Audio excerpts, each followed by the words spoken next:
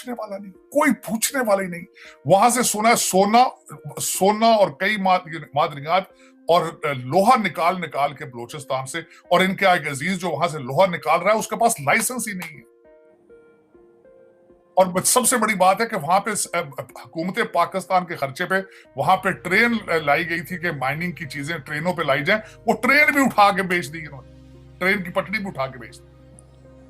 और सादक ट्रांसपोर्टेशन इनके अपने नाम पर है, सारा ठेका उसके पास है उन सारी चीजों को ट्रांसपोर्ट करने, और चाइना जा रहा है, सारे उसको मिलके खा रहे हैं। जय हिंद दोस्तों, मैं महेंद्र शर्मा स्वागत करता हूं वन वर्ल्ड हिंदी में आपका। उम्मीद करता हूं आप खुश और स्वस्थ है। दोस्तों आइए दिखाते हैं पाक मीडिया की एक और लेटेस्ट डिबेट, जिसमें कैसे डिस्कशन किया जा रहा है कि पाकिस्तान का अब हालात बहुत बुरे होने वाले हैं, क्योंकि बलोचिस्तान से भी अब पाकिस्तान के जो काला बाजारिये हैं वो सारे के सारे लोहा और ऐसे कोई खनिज पदार्थ निकाल के चाइना बेच रहे हैं, क्योंकि उनका कोई भी गवर्नमेंट पे कोई भी असर नहीं है कि उस पर ट्रैकिंग की जा सके। दूसरी तरफ पाकिस्तान में ऐसा कोई नेता या ऐसा कोई एक कंसर्न पर्सन नहीं है जिससे कि कोई भी देश दूसरा देश बात कर सके, क्योंकि पाकिस्तान में पॉलिटिकल इंस्टेबिलिटी होने की वजह से कोई भी दूसरा देश पाकिस्तान के किसी नेता पर विश्वास नहीं कर रहा है, क्योंकि इनका पता ही नहीं है कि कब पाकिस्तान में सत्ता पलट जाए और दूसरा नेता पाकिस्तान को संभाल ले। तो कैसे आज पाकिस्तान के हालात बिगड़े हुए हैं, तो इसी प्रकार की चर्चा और विश्लेषण इस डिबेट में साजिद तरार ने किया है। तो दोस्तों देखिए डिबेट और कमेंट में अपनी प्रतिक्रिया जरूर दें। लास्ट में आपसे रिक्वेस्ट करूंगा, चैनल पर नए हैं तो चैनल को सबसे पहले सब्सक्राइब करें, लाइक शेयर कमेंट जरूर करें। दोस्तों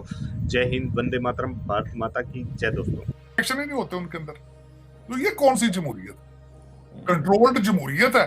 आपने सिर्फ जमहूरियत रखी है अमेरिका से पैसे लेने के लिए कि उनको बताया जाए कि मार्शल नहीं, मिलिट्री डिक्टेटर जड़ा वैसे गवर्नमेंट तो बाजवा साहब ही चलाते रहे। मोदी साहब बार बार कहते रहे कि हमें समझ नहीं आती बात किससे करें। पिछली दफा डोनाल्ड ट्रंप को मिलने आए तो बाजवा साहब को साथ आना पड़ा, उन्होंने कहा नहीं जी नहीं, साइन एक करेगा, अंगूठा तुसी लाना है। मजाक में देखिए होता कोई नहीं है कि अमेरिकी सदर को वज़ीर-ए-आज़म मिल रहा हो, साथ मुल्क का आर्मी चीफ भी हो।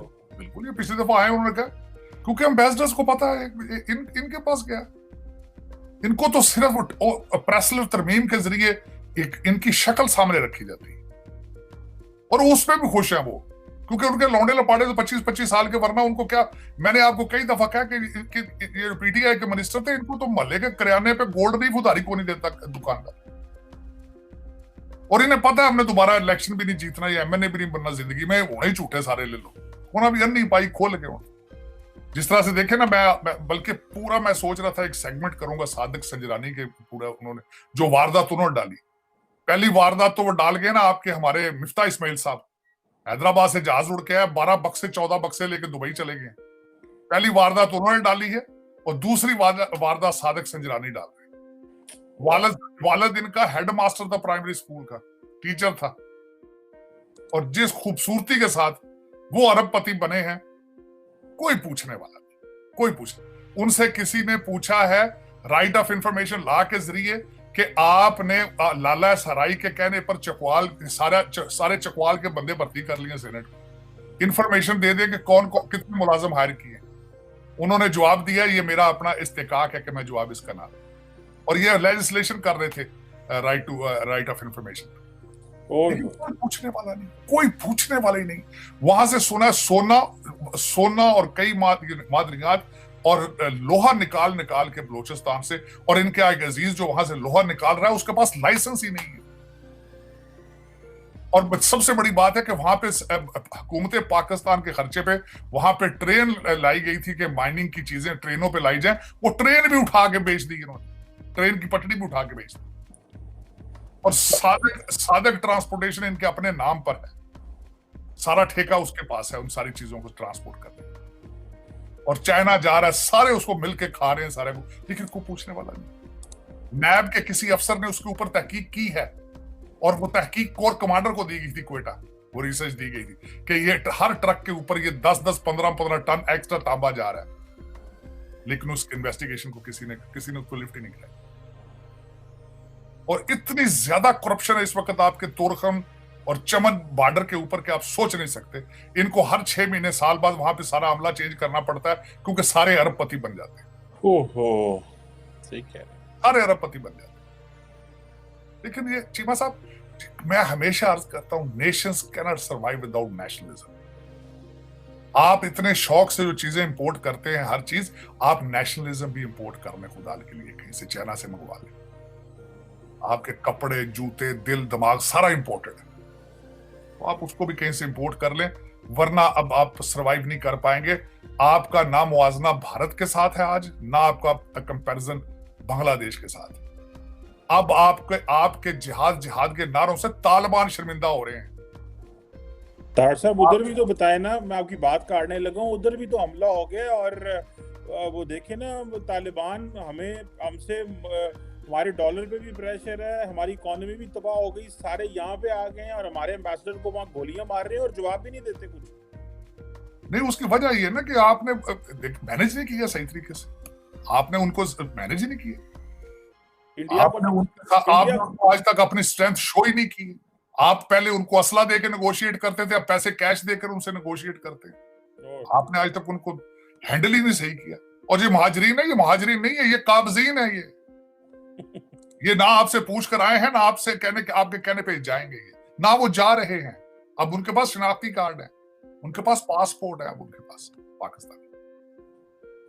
और ये इस वक्त मैं इसलिए मैं कह रहा था, बाजवा जो लोग इन चीजों के जिम्मेदार हैं, उनके ऊपर मिलिट्री ट्रायल होना चाहिए। कौन करेगा? कौन कर सकता है डॉक्टर साहब? कोई नहीं कर सकता वाकई। लेकिन ये कि जिस सोसाइटी के अंदर सजा जजा का कॉन्सेप्ट ना हो, वो खत्म हो जाए। यस, खत्म हो जाए। चलो देखें फिर, कोई नहीं। जिस तरह ये कौन सा पहला बंदा था जिसने पाकिस्तान के साथ ज्यादतियां हुई? 75 साल की हिस्ट्री मौजूद है, 75 साल की हिस्ट्री। खुदा की अदालत तो मौजूद है नचीम साहब, मेरे जैसे बंदों को उस पर यकीन भी है। खुदा की अदालत तो मौजूद, जिन्होंने अपनी मादर मिलत के साथ की है, उसका खुदा तो देख रहा ना। चल कोई, बिल्कुल सही कह रहे हैं, खुदा तो देख रहा है। लेकिन आज सऊदी अरब ने तार साहब $3 अरब जो है वो कह दिया कि हम आपको एक्सटेंड कर देते हैं। वो तार साहब $3 अरब भी चले जाए तो पीछे $4 अरब पूरे 200। मैं कहता हूँ एक दफा सऊदी अरब को ले लेना चाहिए। और मैं अब दुआ कर रहा हूँ कि अल्लाह ताला इनको, लोगों को हिदायत दे, मुल्कों को, इनको पैसा कोई ना दे, ना इनको एड दे, ना इनको पैसा दे। एड तो देनी बंद कर दी, दुनिया के पास पैसे ही नहीं। कर्जा भी ना दे, क्योंकि वो कर्जा असली जगह पे तो पहुंचते ही नहीं, वो तो आता है इस्लामाबाद से लंदन चला जाता है और कौम तबाही के दाने पर है, मोरालिटी वाइज भी, और हर चीज खत्म कर दी, हर चीज। देखे जो नया इन्होंने दिया था, मैं आज बल्कि आज एक और वाकया हुआ है लाहौर के अंदर, खासकर मैं वो मेंशन करना चाहता हूँ आपसे, कि वहां पे अब जो इन्होंने नई छावनी बनाई है अपना जमान पार्क में, वहां पे लोग सारा दिन जलील होते हैं, वहां पे सड़कें ब्लॉक कर दी जाती हैं। एक बच्चा मोटरसाइकिल पर जा रहा था अपनी बीवी के साथ, तो उसने तंग आके खड़े होके घड़ी चोर के नारे लगाए। वहां पे एक हमारे तहरीक इंसाफ के खातून, एक उस वर्कर ने उसकी बीवी के सामने मारा है उसको आज लाहौर। और इनसे मैं पूछना चाहता हूं कि आप कितने अरसे से नवाज शरीफ के घर के सामने लंदन में बैठे, उन्होंने मारा आज तक किसी को पकड़ के वहां पे? यस, आपकी घड़ी चोर का नारा, वो बच्चा तंग आके अपनी बीवी के साथ मोटरसाइकिल पर था, वो कहता मैं रोजाना यहाँ 2-2 घंटे सड़क के ऊपर स्टक हो जाता हूँ, तो मारा गया उसको। खान साहब की जो छावनी है वहां पे उन्होंने उसके सामने मारा है उसको पूरी तरीके से। और बल्कि ऐसे जालिम लोग हैं ये, इनको मुझे अभी याद है, खान साहब से एक दफा एक तहरीक इंसाफ के वर्कर ने सवाल कर लिया था खान साहब से, तो बाद में लड़कों ने उसको मारा था जो तहरीक इंसाफ के, तुम्हारी जुर्रत किस तरह हुई है कि अमीरुल मोमिनीन के सामने ऊंची आवाज से, बुलंद आवाज से बात करो, अकबर बादशाह के सामने दरबार में तुमने खलल डाल दिया। तो ये जो इसके रिजल्ट बड़े अजीब निकलेंगे इस कौम के। जो तरबियत जो खान साहब ने फरमाई है, खान साहब तो चले जाएंगे लंदन में अपने बच्चों के पास। एक सजा, ये कौम जो है सजा, लम्हों की सजा सालों में भुगतेगी।